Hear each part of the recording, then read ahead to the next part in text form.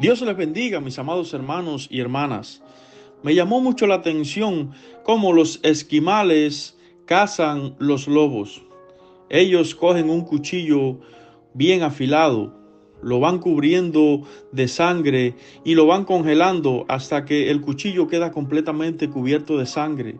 Lo ponen en el campo y cuando los lobos vienen para tratar de lamer la sangre, su lengua es traspasada y así para tratar de saciar su sed y su necesidad por comer la sangre, poco a poco se van matando lentamente hasta que su lengua queda destrozada y quedan muertos en la nieve. Así, mis amados hermanos, esto me ha hecho reflexionar. Así es el pecado. Satanás nos pone el pecado como algo delicioso, como algo dulce al paladar, como algo que es bueno, como algo que nos gusta. Nos hace pensar que el pecado no es malo. Muchas veces nos hace pensar este refrán que lo usan muchas personas: vamos a vivir la vida si de toda manera tenemos que morirnos. Mentira del diablo, que el Señor lo reprenda. La palabra nos muestra que la mujer fue engañada por la serpiente. Dice que la serpiente era el animal más astuto que había en el bosque o en el jardín del Edén. Y fue y engañó a la mujer diciéndole que si comiera del árbol de la vida sería semejante a Dios. Así Satanás ha usado la misma estrategia a través de los tiempos, tratando de hacer pecar a las personas, poniéndole el pecado como algo rico, algo delicioso. Satanás nunca te va a poner el pecado como algo malo. Satanás nunca va a envolverte el pecado en un regalo feo. Él siempre va a tratar de envolverlo en algo que te llame la atención, en algo que sea atractivo, en algo que te guste. Dice la palabra que somos tentados conforme a nuestra concupiscencia. Satanás nos estudia, Él nos conoce, Él sabe qué te gusta, Él sabe qué no te gusta, Él sabe en qué área eres débil y en qué área no. Y por ahí es por donde Él te tienta. Él trata de hacerte caer por esa área. Es por eso, mis amados, que nosotros debemos de ser fuertes, debemos de resistir al pecado. Dice la Biblia que si resistimos a Satanás por un poco de tiempo, él huye de nosotros. El apóstol Pablo nos dice en Romanos 6:15, que pues pecaremos porque no estamos bajo la ley, sino bajo la gracia. El apóstol Pablo dice, en ninguna manera. Hay muchas personas que piensan que porque estamos bajo la gracia, eso nos da el derecho a pecar deliberadamente y que Dios nos perdona y nos sigue perdonando y nos sigue perdonando.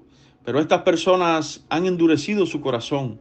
La Biblia nos muestra muchas personas, grandes hombres de Dios, que en un momento determinado pecaron, en un momento determinado tuvieron una recaída, se descuidaron y cayeron en la trampa de Satanás. Uno de estos hombres fue David. David fue un hombre conforme al corazón de Dios, como nos dice la palabra de Dios. Y sin embargo podemos ver que en tiempo de guerra estaba en el palacio paseándose y por su mirada, a través de la vista, cayó en el pecado con aquella mujer. Todos conocemos la historia. Pero lo que más me maravilla es que David no se quedó en el piso. David no se quedó caído. David buscó una estrategia.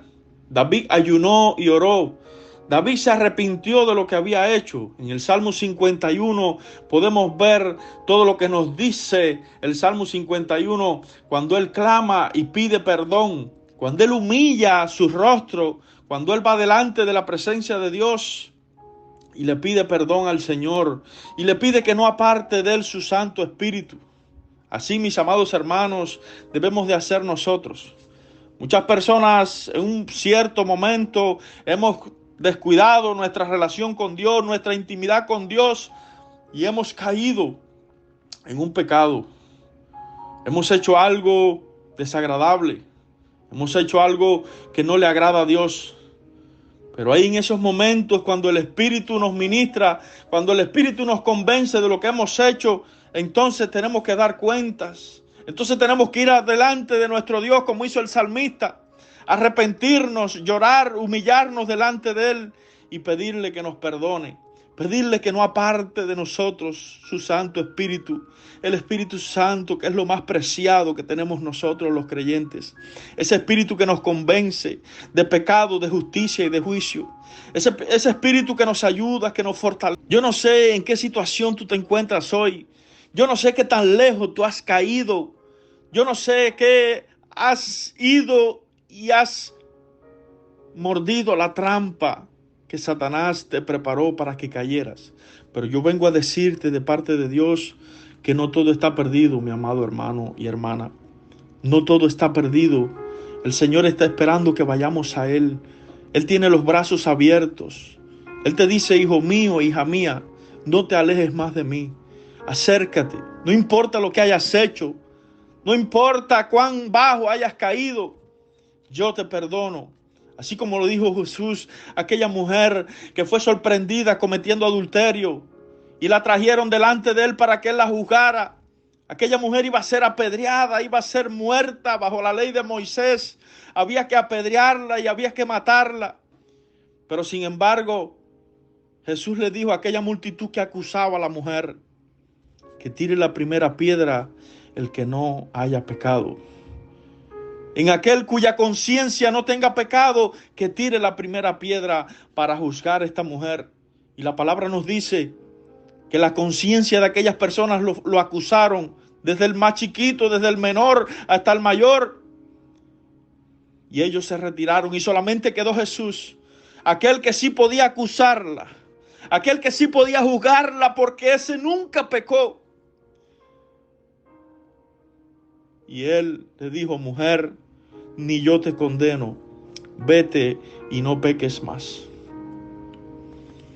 Hoy es un gran día, mi amado hermano y hermana, para entregarle tus pecados al Señor. Hoy es un gran día para rendirte delante de la presencia de Jesucristo y decirle, Señor, perdóname si he pecado. Perdóname si he desobedecido. Perdóname, Señor, por lo que he hecho que no te agrada. Hoy es un buen día para ir delante de su presencia y decirle que te perdone, como le dijo el salmista David.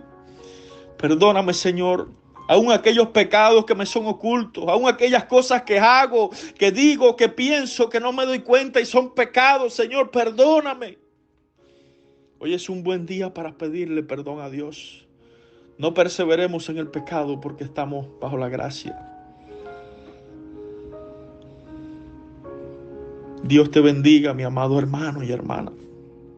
Es mi deseo y oración que vayas delante de Dios en este día, que le eches todas tus cargas, tus preocupaciones, que pongas delante de Él todos tus pecados. Y estoy seguro que Él te va a dar una oportunidad. Estoy seguro que Él te va a decir, ven, buen hijo, entra en el gozo de tu Señor. Así como cuando aquel hijo pródigo regresó a casa, el padre lo recibió con los brazos abiertos. El padre no lo cuestionó. Al padre no le importó que hubiera gastado la fortuna que él le dio. Al padre no le importó todo aquello que hizo en aquel tiempo. El padre lo estaba esperando con los brazos abiertos. Jesús no te cuestiona. Es mentira del diablo. No te dejes engañar por Satanás. Jesús está esperando por ti. Él quiere que tú regreses. Él quiere que tú vayas y le abras tu corazón y le abras tu mente y le digas, Señor, perdóname. He fallado contra el cielo. He pecado contra ti, mi Dios. Pero vengo arrepentido delante de tu presencia. Perdóname, Señor. Y Él te va a perdonar y te va a restaurar. Dios te bendiga, mi amado hermano y hermana. Dios te guarde.